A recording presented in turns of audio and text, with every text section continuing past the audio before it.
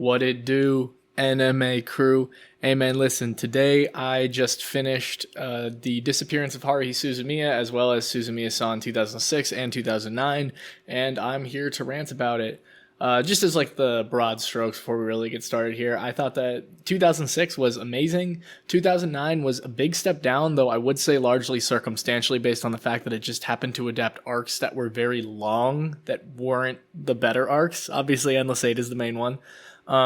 And then it was right back up to its highest level of quality with Disappearance, if not higher, because I believe the narrative quality was at least on the same level, but the visual consistency went up, which sort of just happens by nature of it being a movie. But I've heard some funny comments about it, people saying like, oh, the budget they used in Endless Eight was actually used for the movie. It's like, I mean, they had to re-voice act and reanimate every single scene for every single episode of Endless Eight. It's that stop trying to make Endless Eight work, man. It's not. It doesn't work. Stop trying to make it work. I'm glad they did it. It's a cool concept. I appreciate it thematically, and maybe it's Stockholm syndrome, maybe it's sunk cost fallacy, but I'm glad I watched it. However, in practice, it's not really fun to watch on an episode to episode basis at all. The novelty wears thin well within the first half of it, and then it's just total redundant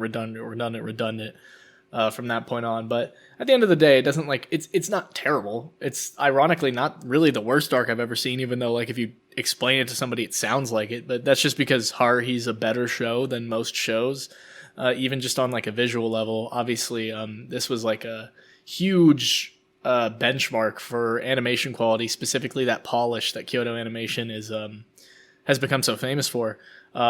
In 2006, I mean, this thing looked way ahead of its time. This thing looked slicker and more beautiful, for lack of a better term, than almost any other show I've ever seen from that era. The things I would compare would be like Haruno Kyokai. The first movie, I believe, came out a year after that, with a similar level of polish. But it's really, for the most part, in a league of its own. And that was definitely one of the strongest parts of it. It's just an extremely consistent and well-made show. The production is amazing. The directing is what I would describe as very naturalistic. It doesn't go for a lot of bombastic, over-the-top, ambitious shots or anything, but it just has really nice compositions. The way the room blocks and the characters sit in the room, usually with Yuki in the back and then two characters in the foreground, Haruhi dominating a lot of the screen presence, is very well done. Just a lot of great shot compositions, a lot of great colors, which just kind of comes with the beauty and polish of everything. A lot of really nice shots. The ones I think of immediately are Yuki just flipping through her pages. Just really taking its time, just really taking its time to have these weird ass shots of nothing happening for an extended period of time to let you sit and be immersed with the characters and with the scenes, which I definitely appreciate. It's something that definitely takes its time, especially in the movie. It's the longest anime movie ever made, which I think it definitely does well by, because one of my favorite things about it was the fact that it really used its time to settle in, to endear you to this new world, specifically Yuki, this new timeline, this new whatever, and it let you sit with these characters, it let you grow attached, it let you yearn for the old world and long for it, but then start to sort of compare the two and, yearn for the old Yuki, the human Yuki, which is pretty sad. I was proud of myself because I kind of knew what was happening, essentially, mostly off the bat. But I don't think it was actually obvious or anything. I think I might just have 6,000 IQ. But it's interesting because the disappearance of Haruhi Suzumiya made Yuki Nagato one of the most interesting characters, because that is her ideal self. Her, as she begins to experience these errors or glitches or whatever and feel emotion, we find out that her ideal self, and sort of a thematic parallel to Haruhi and Kyon, is somebody who's not hyper intelligent.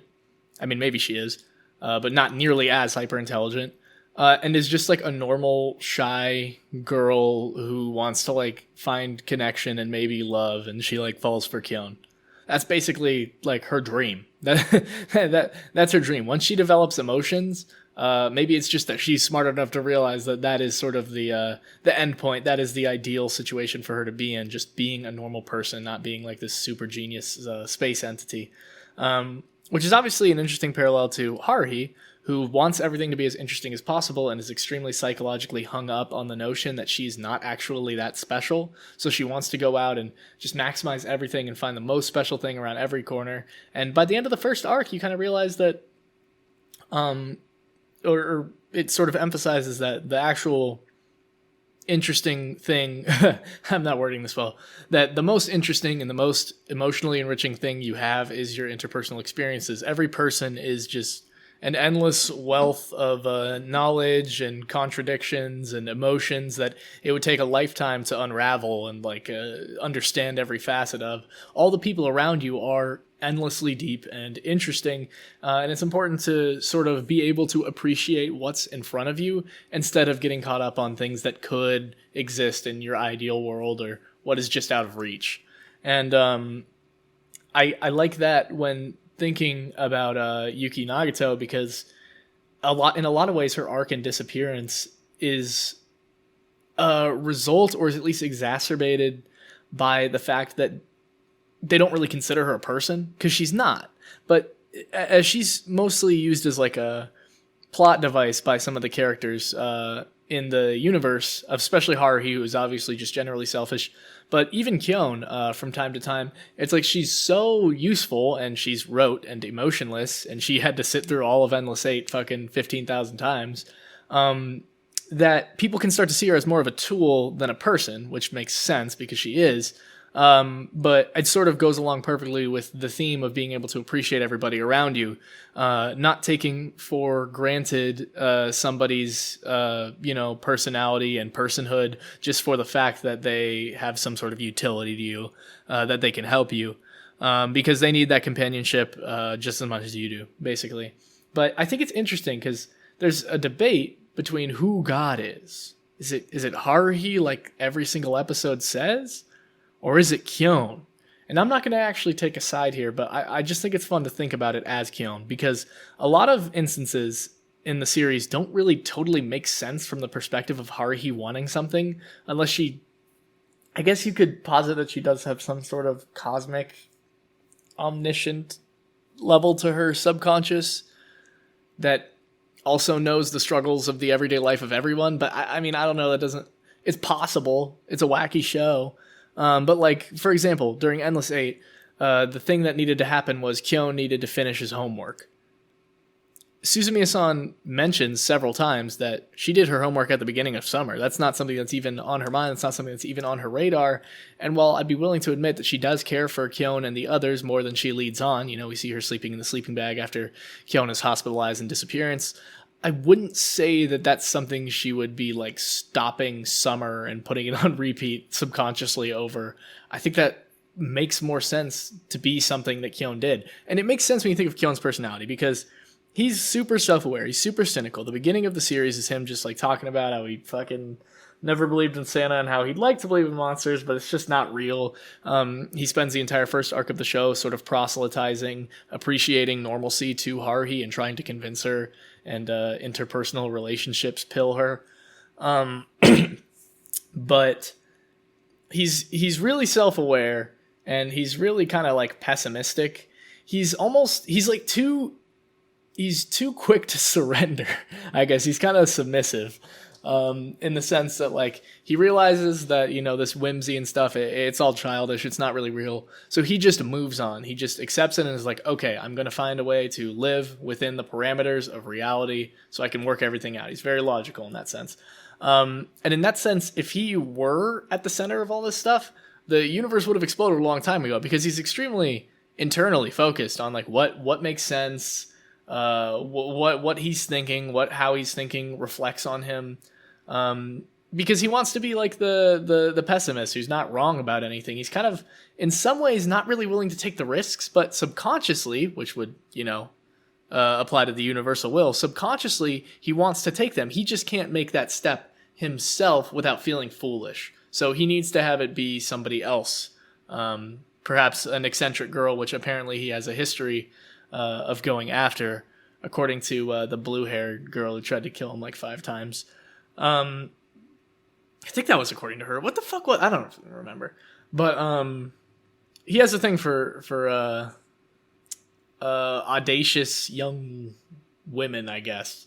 And that definitely makes sense to me. It's exactly what he subconsciously desires on every level as he is forced to finally confront in Disappearance. And we're talking about in Disappearance. You see him with his foot on his own head, like berating himself, telling you do love it, don't you, don't you, don't you. And while it is ultimately serving the conclusion that, yes, I do love it, and I can realize that now, and I'm going to be honest with myself now, the way that he's berating himself sort of reinforces the characterization to me that he is just someone who's extremely hard on himself and is not willing to accept many new or different things. He's kind of shelled up a little bit, and he can definitely be extremely harsh on himself, what he's doing, second guessing everything. So it's nice for him to have established some sort of a world and pecking order where he, doesn't have time to second guess. He doesn't have the luxury of second guessing because he's not the one in the driver's seat. He doesn't have to deal with all of the self-doubt that comes with actually calling those shots and making those decisions, which kind of goes back to me saying he's kind of submissive. But I think it's interesting. I think it's just something interesting to think about because also a lot of stuff makes sense from Haruhi's perspective. But like when it comes to a character like Mikuru with like the star-shaped mole on her chest, it's like, sounds like something Kyon would put there. Because Kyon's classy. He's gentlemanly. He won't let himself be super perverse. And he certainly won't let himself be like somebody who makes other people uncomfortable who he respects, I guess. So it makes sense for him to just have a character like, Mikuru with... This is where it gets kind of weird, but like... If Haruhi gropes Mikuru and dresses her up in all these outfits, Mikuru still gets to keep that like, oh no, don't do it, like cute moe bullshit aesthetic. I don't really like Mikuru that much, to be honest. But Kyon doesn't have to be the depraved pervert doing it or forcing on her or being immoral or any of those things. So he still gets to see it, but he doesn't have to deal with the moral or introspective repercussions of having made that choice himself. And I think that's kind of the essence of Kyon. He's a little bit risk averse in the sense that he's always shooting ideas down and not really willing to humor them. So he has to sort of be in a situation, if he wants to thrive, where other people are calling the shots and he just sort of has to follow. Which is definitely pretty interesting. Haruhi is a little bit more like YOLO. Haruhi reminds me of some people I've actually known in real life who just want to do everything. They just want to do as much as they possibly can before they die. It's a highly existential thing. It's usually people who are absolutely terrified of death, and death is the ultimate insignificance. Haruhi's big backstory, psychological explanation was her going to a baseball game and sort of having it put into perspective just how insignificant she is. But nothing really does that more than death itself. And people who want to do as much as they can are usually like checking stuff off of bucket lists and stuff, especially when they're talking about like, we only have one freshman year, we only have one youth, we can only do this once. A lot of times, they're really concerned with death. They're really concerned with the future and that bottom line of insignificance that sort of underlines us all. But when it comes to somebody like Kyon, he that's just so repressed and far down that he'd be like, yeah, people die, big deal, big fucking deals. Yeah, get over it, that kind of a thing. Which I find kind of charming. I actually find Kyon quite charming. This show is funny. I will say that. There's a lot of jokes specifically in 2006 that are really, really funny. And then, the movie's not as funny, but that's because it goes for like a more serious tone. Like literally everything's just bleak and dark in that movie. It has that very intentional pacing I was referencing. It has like there's like a fucking bubonic plague going around. Everybody's sick and coughing while they talk, and it's all in all these like desolate settings, and it also has that layer of uncanniness to it because it's all the characters, but they all have different personalities, and it's like a really well-crafted tone, but I wouldn't necessarily say it facilitates the craziest comedic moments ever, though there are a few. I would say 2006 was definitely the highlight for that. 2009, I kind of dropped the ball because Bamboo Leaf Rhapsody, the pilot episode, I watched this in broadcast order. It took me way too long to say that. It's like really solid. That's like just as good as like most any other episode from 2006. But then we get into 8 episodes of Endless Eight, and then we get into the episode where they filmed the movie that was the pilot of broadcast order, and it's just like Haruhi is so grating and unlikable in that arc, and Kyon dips into being sort of grating and unlikable, and that was one of the arcs that sort of confused me the most when I was sort of tussling around in my mind whether this Kyon is God theory has any weight to it, because I was like, everything's just kind of going according to strictly Haruhi's plan, and it's like, I guess it was one of those things where Kyon could, if we were to presuppose that Kyon is God, he would be just trying to get her through it, like get her over it, just like realize her vision so she could be over and done with it and he can stop. But I mean, you know, from what we've seen in Haruhi, Disappearance of Haruhi Suzumiya, that probably might not actually be true to his emotions, so why would his subconscious will make that a thing? But everything stopped after Kyon confronted Haruhi in that arc. It's like he just wanted her to get over this for whatever reason. I think he just had some sort of resentment towards the way she was acting as director, and his pussy ass couldn't fucking just like sack up and confront her about it, and when he did, he was much too violent. But I mean, Suzumiya is a fucking cosmic deity. It's almost like a stalling for that moment. I think about that a lot with the first arc where it's sealed with like a kiss. It's the Snow White thing. It's like Kyon realized that he loves Haruhi, not loves, but is into Haruhi and is attracted to her and has, you know, deeper feelings for her.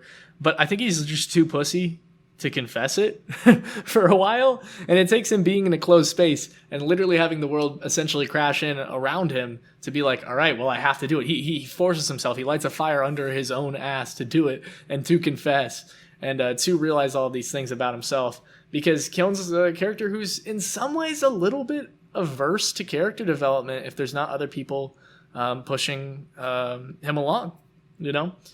And he's intelligent enough. He has a lot of like really literary lines, quotes I really like actually, especially in the movie. Towards the beginning, he's speaking all poetic and shit. I love him. He really is like a little bit douchey, but I fuck with it. The moe in this show is really good, but not like the Asahina stuff. I don't really care for that as much. She was kind of annoying, but then like she's kind of funny sometimes, like when she's running or like when it's so exaggerated how much she's like whining and crying after like the slightest inconvenience or physical like just getting tapped on the head or something. Like that's pretty funny. That is pretty funny and well executed, but you know, sometimes it can be a little bit overbearing for me. But when it's just like normal cute shit, like the cat or like Kyon's sister just like being cute in a wholesome way, I thought the show had like really, really good and strong moe elements. Let's see. The second OP was really good, really great. The first ED, I believe, was pretty good. And I guess the last thing I want to touch on is just sort of circling back to that existential tilt to the whole show of combating insignificance and accepting insignificance and accepting failure, accepting being yourself. Haruhi sort of has to accept insignificance, and Kyon has to accept not being content with simply blending in fully. He wants to be his own person. He wants to have his own agency. He wants to do his own unique things. While Haruhi needs to realize that not everything she does has to be maximally unique. She has to appreciate what's in front of her.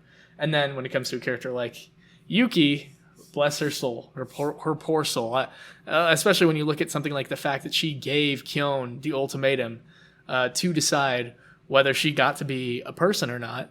She's somebody who is in many ways eternally like a servant to those around her and in many ways denied full personhood.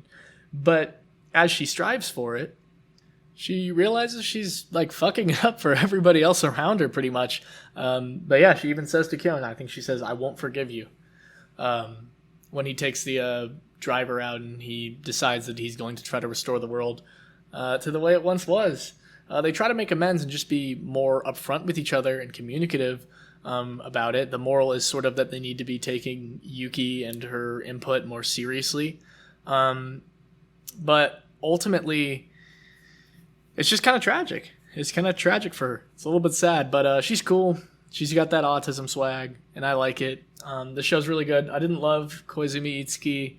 I didn't love Asahina Mikudu, but I loved a lot of the side casts. Saruya was really cute. I liked the friend who goes, wa wa wa masu mesho. And I understand a lot more references now, methinks. I believe that this was my biggest blind spot in anime. Having not seen this at all, like having not even really started it up until this point, and I'm glad I've watched it. I'd love to have a discussion down in the comments because I know a lot of people have a lot of things to say about this. Otsukun, if you made it this far in the video, hi, and yeah, have a good one, man. Fuck you though. Nah, I'm just kidding, man. Have a good one.